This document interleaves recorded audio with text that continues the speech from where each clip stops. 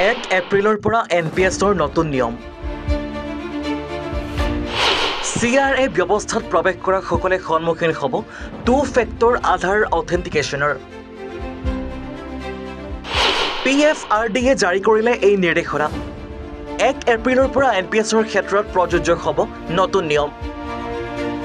pension fund regulatory and development অথৰিটিয়ে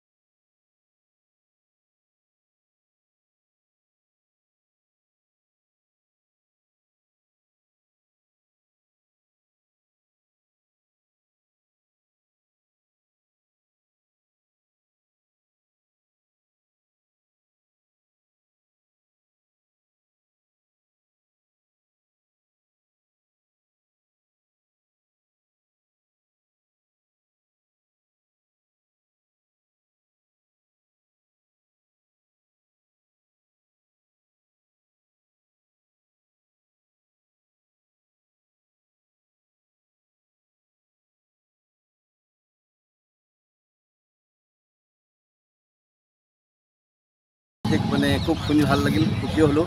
যে শ্ৰী দুলাল বৰাৰ ডাঙৰীয়া তেখেত সঁচাকৈ মোৰ মানে খুব প্ৰিয় বন্ধু আৰু আমাৰ বিশেষকৈ ভোগালী জলপানৰ তেখেত খুব ভাল লাগে সেয়ে হয়তো সেই হেঁপাহতে তেখেতে যি এই চেনেল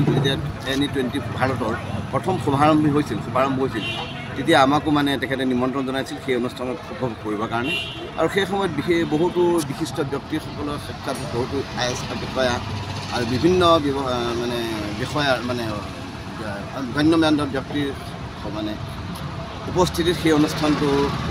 শুভাৰম্ভ হৈছিল আৰু মই ভাবোঁ এই অহা কালিলৈও চাগে আপোনালোকৰ এনেধৰণেই এই শুভাৰম্ভ হ'ব আৰু সঁচাকৈ এই বিগত 3-3.5 বছৰে তেখেতসকলে অসমৰ লগতে সমগ্ৰ নৰ্থ ইষ্টবাসী জনসাধাৰণৰ বাবে সঁচাকৈ সত্য আৰু শুদ্ধ সংবাদেৰে যি সেৱা আগবঢ়াই নিলে সেই সেৱাৰ বাবে আমি তেখেতসকলক ধন্যবাদ জ্ঞাপন কৰিছোঁ বিশেষকৈ তেখেতসকলৰ অনুষ্ঠানত যিসকল জড়িত সংবাদকৰ্মী আৰু বিভিন্ন ধৰণৰ বিষয়াসকল তেওঁলোকৰ সৈতে তেওঁলোকৰ এই যি সহযোগিতা আৰু মানে একাগ্ৰতাৰ ফলতে হয়তো চাগে আজি এই NE24 ছেটেলাইট ৰূপে ঠন ধৰি উঠিব আৰু আমি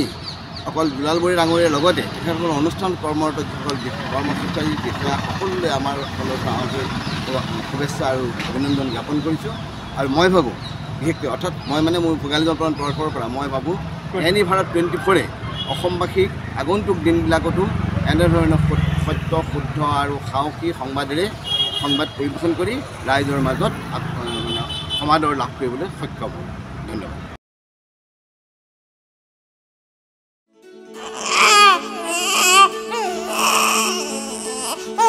অভিনন্দন আপোনাৰ এজনী ছোৱালী জন্ম হৈছে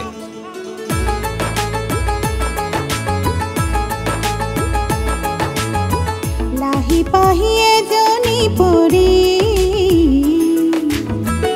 আহিলে ঘৰখন